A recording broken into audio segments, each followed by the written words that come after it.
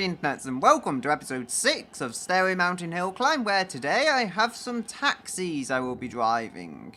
Now this particular model, well, it's nothing fancy. It's an ETK 854T taxi, and naturally it's just the basic 854T. Now I have turned electronic stability control off, although ABS is still allowed, and the handling, well, it will get slidey, let's say, as you could see from that first corner just there. It is not the very easiest car to drive, as it does have, despite being the base model, it does have 186 horsepower. That is a fair old amount for the entry version of a car. Now, you can get a version without a turbo as a mod, but in the standard game, this is the slowest variant available. And with the taxi mods, maybe it weighs a few kilograms more because it's got the sign on the top and stuff. But it is called a rapid taxi, and I guess with good reason, because this is rapid when you really do get it going. And compared to other vehicles, even though it's not the most impressive, even though it's not the lightest, not the most powerful in the world, the balance of power and weight overall could be a lot worse. Now, my main complaint about this was that when you get up to a corner, there's just not the grip in the tyres you would hope for. As I say, it's all about balance, and this is ultimately the basic model of the car, so expecting it to have ultra grippy track tyres, you're expecting a bit too much from it. But if you expect reasonable levels of grip and you take the corners with care, it's not that hard to drive. It just feels like the Pessima Coupe thing with more power and more grip. That's the best way I can describe it. It feels like it's related to that car in some way, even though it's not, because it's two completely different car companies from completely different eras. It also has an open differential, as the page I've got open says. It's basic, but it gets the job done, and you may notice a gearbox as well, which I forgot to mention earlier. We've got a manual kind of selection of gears. That's because it's an automatic with paddle shift. I believe the only manual we've got today, because all the taxis seem to be automatics for whatever reason, and it makes it really a revelation when you're trying to time trial it, because the gearbox is never just doing stuff beneath you. It's never doing stuff behind your back to try and turn on you. And it works well, you know. The cornering performance is helped as well by the gearbox, by the fact that I can control what gear I'm in, what revs I'm using, and I don't have to worry about just flooring it out of the corners so much. So that always helps. The 0 to 60 time is very quick, 7.4 seconds for a car of this tier, remember, which is the entry model of the 800 series. And as I was saying, just drift round all the corners is basically how it wants to take them, although with a bit of care you can get the corners done. Better than that, you can drive round them fairly neatly and without major cause for concern. So moving on to the time it's set, it is not bad at all. It is a 819.282. Now, we did finish off last episode, remember, with another front-engined rear-drive vehicle, which was a Dodge Viper. Believe it or not, this is just below the Dodge Viper on the leaderboard in a taxi, based on the basic model of a car. Now, if that's not proof of the ETK's 800's abilities, should I say. It's probably not got a whole 800 abilities, that would be a lot. It's very close to that car, and this is so capable compared to that. Compared to a disappointing supercar, I guess you could say.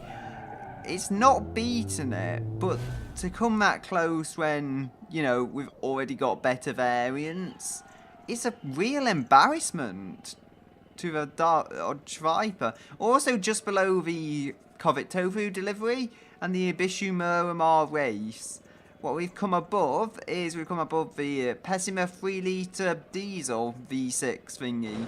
So where you would probably expect it to be, other than the Dodge Viper, which is just a disgraceful time really for a supercar, as it's just getting demolished by economy cars and sporty states now and things.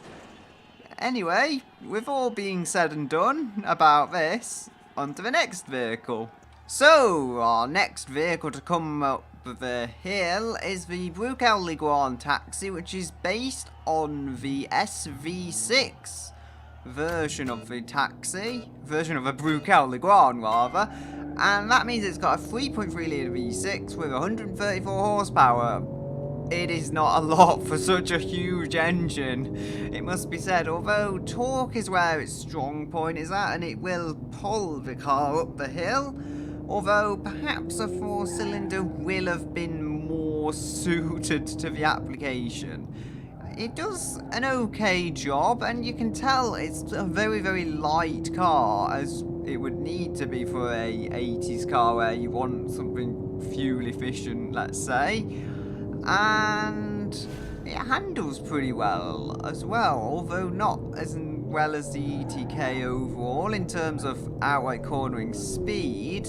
If you're gentle with it, it will go. Again, we have the same problem we had with the ETK, only this time it's front wheel drive, but the tyres just are not sport tyres at all, so they don't like gripping. Also, the suspension feels not as well suited for going up this hill. It just feels a lot softer. It could be that the ETK's got a more modern suspension system and more capable suspension system, or it could just be that the Liguan is set up a lot softer. The Liguan, I think, is, if that's even a word, the Liguan, I think, is also softer in terms of how the overall chassis is. Well, we're not a convertible here, but it is still very, very soft and bendy, and that is not ideal round corners when you want to attack them. But as I say, you have to just be gentle and really hope that it will go around them. The automatic transmission, unlike the ETK as well, no fancy stuff here. It's an old automatic. I think there's 3 gears here, so it is not impressive by any means. And as much as the soft suspension didn't help it round corners, it did make it slightly better over the bumps, as you would probably expect. Mind, I would rather have ETK style suspension coming to a performance perspective. It's not a performance car, it wasn't designed with that specifically in mind. Anyway, as far as the speeds I could hit in this, it was going 90 miles per hour, maybe a little more, so not too bad in that department. And I feel for what type of vehicle it is, again, an economy car, it works.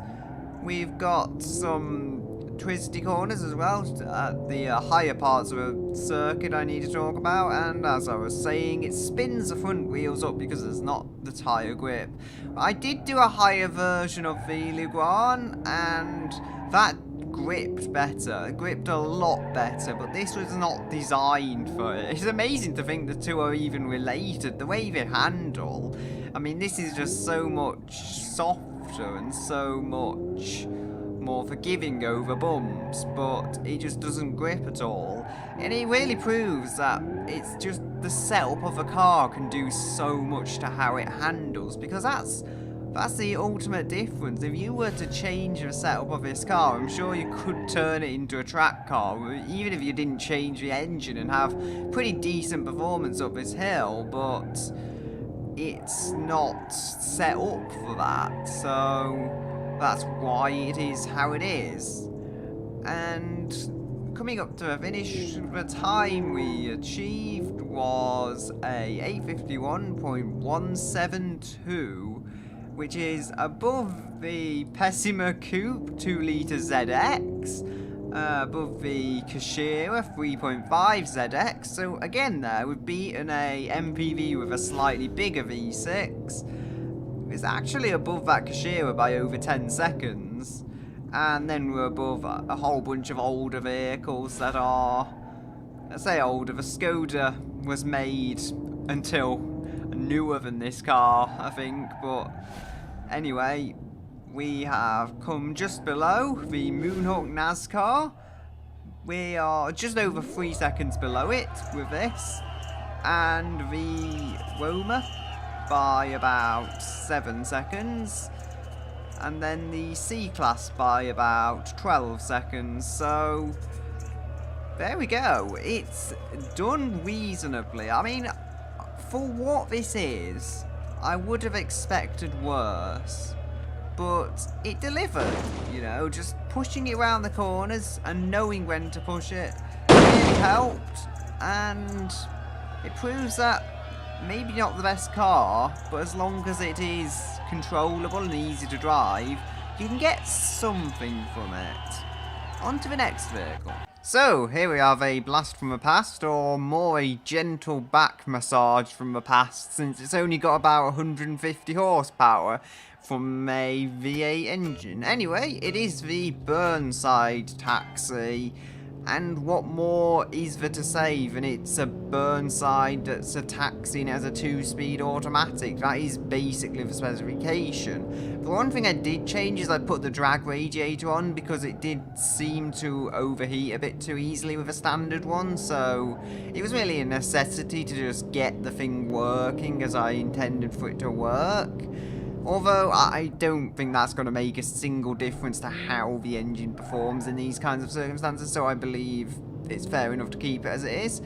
Now, the key to getting speed out of this vehicle is you really had to get the corners right. If you tried to push it too hard on the brakes, the vehicle just wouldn't be there to support you, because the tyres, well, they're 165s all round, and I don't believe they're even radials, so they're not going to help. The brakes, as you can see in the bottom left corner, are drum brakes all around, so they're not particularly advanced.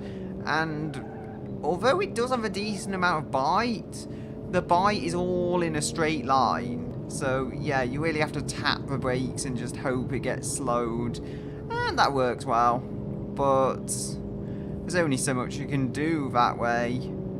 The actual vehicle body is very, very tough. And it will put up a fair amount of beating that you give it. It can be really chucked at signs and walls and just body slam things, for lack of a better term, that other vehicles wouldn't be able to do. And it really is impressive at that. It's perhaps even the toughest vehicle in the game. You can even throw the wheels at things that would absolutely decimate the wheel axles and suspension components in the ETK. And this, it just gets on the road again and keeps driving normally with no suspension damage or anything, even tracking straight in many cases, which I found to be quite impressive. Now, the tyres, as I did briefly mention earlier, are 165s, so mean you can spin them up despite only having 150 horsepower, although I still think there's a surprising amount of grip available given they are tyres from the 1950s. That is pretty nice. And it's able to just about pull along to the end of the course. Again, it struggles. It's not the quickest vehicle in the world, but I find as the course tightened up, it kind of came into its own because you don't need a huge amount of power there. For gearing from the 2-speed, might I mention, automatic transmission was close enough for you to get it around the corners, and the top speed is, well, the weak point, so, you know, you were really dealing with the strong point of the car by the time you were getting up to those parts of the course. As far as where it's come on the leaderboard, we have come with a 9 minutes 36.705 time, just under 10 minutes slower than a Pigeon turbo diesel. And we all have to admit, although it's a car from the 50s, that is still embarrassing. But we have beaten the Satsuma 210 1.5 sedan, so I guess you could call it the closest European car to this. European equivalent. We've beaten that, so I'd call that a win. And the Caprice diesel has also been beaten. That's a newer vehicle, but that may be less powerful as well. And we've been beaten by the Skoda 130 as well. However, that's going to be it for this vehicle, so let's move on and see what we have next. So, the next taxi we will be driving is the Hirochi Sunburst, and yeah, it is neat and small and basic. Probably the 3 words I can really use to describe it. It really does get going off the line, or so it feels. Watching it back here, it does seem a little slower than I recall it being. Perhaps it feels so quick though because of the way it attacks corners so eagerly. And the CVT transmission keeps the power within the power band. So that's not a problem at all. I mean, this thing really did feel more powerful than it was. It was perhaps that I was coming from a lazy V8 that was resting in the burn side, and suddenly the aggressive inline 4 was pulling this along in a way you couldn't quite imagine from after driving that car. It does really have limitations. It is not a hot hatchback, although it does do 0 to 60 in under 10 seconds. It is not the quickest vehicle in the world. It's quick enough, I feel, to put in a fight with a few of the other vehicles, and that's a very solid thing to say. I mean, there's not too much to speak about. As I said, it is just a simple car that does the job. The brakes, you do have ABS as well as electronic stability control. This is a modern car after all, a modern front wheel drive to what the Leguan was an old front wheel drive. So you do get features like that, although the brakes don't feel that strong out. Like the Burnside actually seemed to brake more strongly into the corners. However, this, you can really brake into the corners without as much risk of damage because of how the brakes will allow you to do that with the anti-lock system. And that is always a nicety to be able to have that happening. As far as top speed, it was able to do 90 miles per hour, which is about the same as a more powerful ETK, so that is not bad at all. I would have expected more from the ETK if I'm honest, but the fact that this can compete with that with less power, very, very remarkable there. And I'm content, I would say, with the performance. As far as the twisties go, yeah, there's so much sensitivity in the steering that you can attack them, and absolutely attack them. So much turning, and it just doesn't give up. Corner after corner, it'll do it. The only shortcoming I was able to find was the open differential. The brakes, as I said, are a little less powerful than I would like, but this is not a sports vehicle, so that's to be expected. It's also reasonably tough. The Burnside was always going to be the tougher vehicle. However, the Burnside was a very, very rugged car, made probably of steel thicker than your typical house's brick wall, so that's to be expected. This is much more modern in its standards. It's designed to crumple, but for a car that's designed to crumple, it lasts well. As for the time this car's set, it's set an 8:34.540 time. Really not that bad for a vehicle that was not intended to be used as a sports car. So I can say it's also come below the Maluch 126p convertible tuned. Not the most powerful car in the world, that, but it weighed nothing and it had the engine in the back. So yeah, that had pretty rapid acceleration, and for it to compete with that was very solid as well. That was an 834.528, so it's incredibly close to that. A really unlikely pairing, if I do say so myself. We have also come close to a Chevrolet Caprice Brabham Custom and a C-Class C200 Esprit. So, an interesting bunch of cars there. But nonetheless, this car I think has proven itself to be a very solid contender.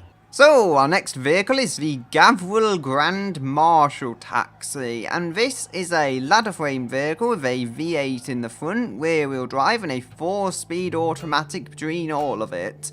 The engine it's got is a 4.5 litre engine, and it is also shared with a D series, the Roma, and the H series, so pretty widespread engine I would say across Gavril vehicles, and it is quite a strong unit as well. Although the power output is only stated as 213 horsepower, it's enough to propel it to 60 in 8 seconds, and it's enough to really give you that feeling of power. It will spin actually quite easily if you desperately want it to. However, I didn't desperately want it to, so I had to take a little care in that respect. Although, really, it's just getting this up the hill was a joy. You just had to use a bit of power and the steering, and you could get around the corners no problem. It just felt so nice to drive this vehicle. The only issue, I guess you could say, is the automatic transmission, but it made things so easy as well, so even in itself it wasn't a particular downside. It wasn't like the automatic was hindering the power so much that you wouldn't ever feel like you were going quickly. It dealt with the bumps incredibly well as well. Like, if you went off the side of a track just a bit, it was no issue. The suspension is, like the Burnside, designed very much for refinement, so you don't run into a problem in such a case. It's a fairly quick car as well, although if you're looking for crazy speed from it, you may be disappointed, because the Sunburst we have just had, that would go 90 miles per hour, whereas this will only do 93. I'm guessing attributed to the fact that it is 1.8 tons of weight, more than the Burnside, but again, it doesn't matter, because the car in so many other ways is just better than the Burnside. Although I would still have the Burnside because I believe it's so much more stylish and just so much nicer looking inside and out. This is probably the better car, and it is definitely quicker if we look at the leaderboard. It corners better, I would say, as well. The tyres are not the best, but they have enough grip to carry a good solid level of speed up here. You also get disc brakes and anti-lock brakes, might I mention, which help hugely around the corners, especially when we're talking a car that's large like this. You can't just slam on the brakes early and then accelerate round the corner, because it doesn't always work that way when you've got that much weight acting on the car, but ABS does help deal with it. As for the time it's set an 8-minute 18.68 time, which is not bad at all, actually. It is breadcrumbs below the Dodge Viper race, which really, again, as with the ETK, it just goes to show that having controllability means far more up here than having power. The ETK was less powerful than this still, so that held up a fight, and this held up a fight, and this you can use every one of those 213 horsepower, whereas the Viper, however many horsepower that had, 800 plus probably, you could never use all of the power, so that's presumably why this is doing so well. But anyway, it is time for our final vehicle, so let's move on to it. Our final vehicle is the 86 horsepower 1.3 litre diesel all-wheel steer Pessima German taxi. Now this one intrigued me because it had a manual transmission as opposed to the automatics, hence why I wanted to use this one. I just found it would be interesting, as well as the fact that cars like this are used in Europe a lot of the time, just as this size of vehicle because they are practical and comfortable and do the job, although they'll probably have a bit more power than this from a larger diesel engine. That is just my perspective of things. Either way, this has got very good handling thanks to the all-wheel steer system, it must be said, although it's not good handling in the way the Sunburst was. Now, the thing I noticed about this was that it would understeer at different points, because it's a larger car, but the all-wheel steering is trying to hide it. So, whereas the Sunburst would understeer a lot under power and just a lot outright, but it would have a lot of bite into corners, it would have a lot of turning response. This has far less turning, but it just doesn't understeer so much. It's just a more neutral driving experience. It doesn't oversteer though, because the power is going to the front, and you know, getting oversteer from a car like this, you have to really desperately want a car like this to drift, so that's not something I'm going to be trying, especially not when we only have 86 horsepower to play with.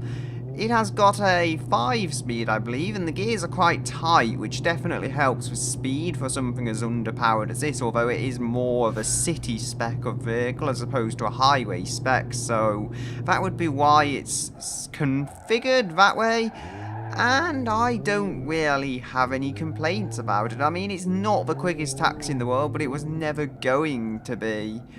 I had to get used to the manual. Again, I'm using a new H-gate here, but it wasn't too bad. And as a starting experience, I could easily get a clean one without wrecking my transmission. So that's always a helpful thing to state. As far as this car going for outright speed is a 75 miles per hour top speed on this course.